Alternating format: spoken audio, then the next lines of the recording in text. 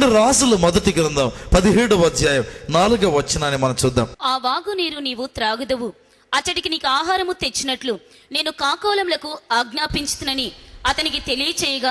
ఈ భాగంలో గమనిస్తే దేవుడు అంటున్నాడు, అచ్చటికి కాకోలములు. ఎందుకు అచ్చటికి కాకోలములు?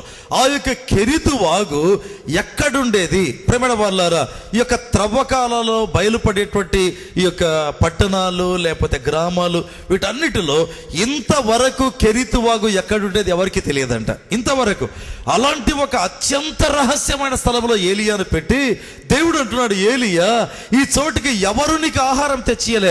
అయితే అడవిలో కాకులు ఉంటాయి కదా, ఆ యొక్క కాకోలములో నేను వాడతాను అంటే దేవుడు వాడుకోవాలి అనుకున్నప్పుడు దేనినైనా వాడుకోగలడండి.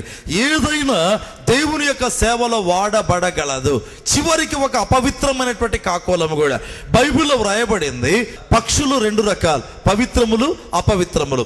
కాకోలం అనేటువంటిది అపవిత్రమైనటువంటిది, అంటే కాకి అనేటువంటిది అపవిత్రమైనది. దేవుడు అన్నాడు, ఈ యొక్క అపవిత్రమైనటువంటి పక్షిని మీరు తినకూడదు అన్నాడు. అయితే చివరికి ఒక రోజు దేవుడే కాకిని వాడడం ప్రారంభించాడు. ఎందుకు దేవుడు కాకిని వాడుతుంటున్నాడు? ఆ యొక్క కాకి జీవితం మారింది ప్రేమైన వారలారా. అంటే మాంసమును రొట్టెను తన్నుకొని పోయి తినేటువంటి కాకి తన జీవితంలో ఒక నిగ్రహం, అంటే ఒక కంట్రోల్లోనికి వచ్చింది.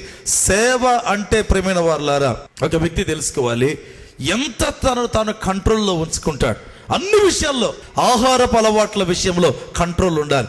విచ్చలవిడిగా తినేటువంటి వారు లేకపోతే తిండిపోతులైన వారు అధికంగా దేవుని సేవ చేయలేరండి.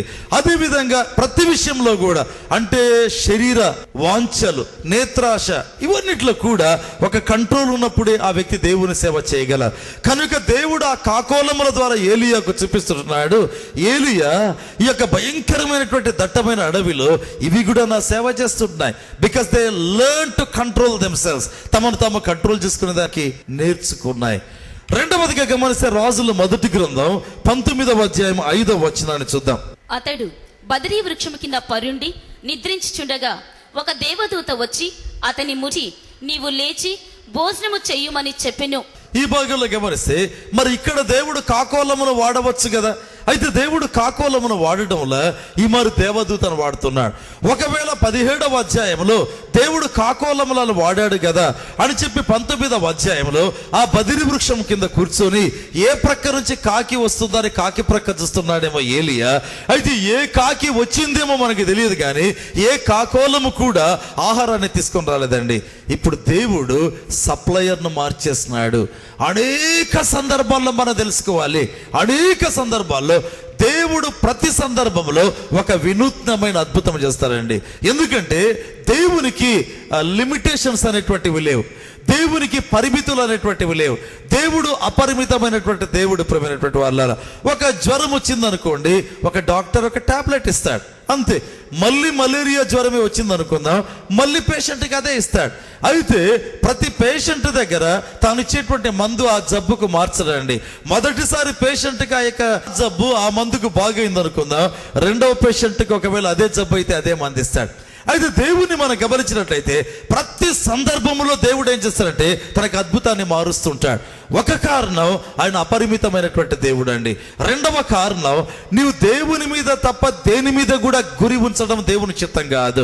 ఒకవేళ ఏలియా కెరీతు వాగు దగ్గర కాకోలముల కొరకు చూచావు కదా, every morning and every evening use to look for ravens, అదిగో కాకోలముల కొరకే చూస్తూ వచ్చావు కదా. అయితే ఇక నీ చూపులు మళ్ళిస్తా అనుకుని దేవుడు ఏం చేస్తాడంటే ఈ మరి దేవదూతను పంపించాడు. అంటే పరలోకంలో నుంచి దేవదూత వచ్చినట్లుగా దేవుని వాక్యంలో చూస్తా. చూడండి, రాజుల మొదటి గ్రంథం 17వ అధ్యాయం 14వ వచనం. భూమి మీద యెహోవా వర్షము కురిపించే వరకు ఆ తొట్టిలో ఉన్న పిండి తక్కువ కాదు, బుడ్డిలో నూనె అయిపోదని ఇశ్రాయేలీయుల దేవుడైన యెహోవా సెలవిచ్చి ఉన్నాడు. ఈ భాగంలో గమనిస్తే ఈ మారు దేవుడు ఏం చేస్తాడు, కాకోలమును కాదు దేవదూతను కాదు. మరి ఏమీ లేకపోతే ఎట్లా జరుగుతుంది, అక్కడే పుడుతుంది అన్నాడు. ఒక్కసారి కొన్ని వస్తువులను వాడుతాడు, లేకపోతే ఒక జంతువును పక్షిని వాడుతాడు, లేకపోతే దేవదూతను వాడుతాడు, లేకపోతే దేవుడు అనుకుంటాడు నేను దేనిని వాడను, I will show my creative power, నా యొక్క సృజనాత్మక శక్తిని నేను చూపిస్తాను. ఆ యొక్క తొట్టిలో బుడ్డిలో ఒక ప్రక్క పిండి పుట్టాలి, మరి ఒక ప్రక్క నూనె పుట్టాలి. ప్రవేళ వాళ్ళారా, దేవునికి నేను నిజంగా వందనాలు తెలియజేస్తున్నా. 1982 సంవత్సరంలో కృప పరిచర్యల యొక్క ఆవిర్భావం అండి. దేవుని నామ మహిమార్థమై ఆపిదప అంచెలంచెలుగా ప్రభు యొక్క సేవ వృద్ధి అవుతూ వచ్చింది. అయితే ఎప్పుడు నేను చెప్పగలను ఏదంటే, దేవుడు తన యొక్క సప్లయింగ్ టెక్నిక్స్ ఏ విధంగా చూపించాడు కృప పరిచర్యల్లో అంటే వర్ణించలేమండి. ఒక్కొక్క సమయంలో దేవుడు ఒక్కొక్క రకంగా ఇంటర్ఫియర్ అయ్యేటువంటి వాడు. కొన్నిసార్లు మనుషులను వాడినాడు, దేవుని నామహిమార్థమై.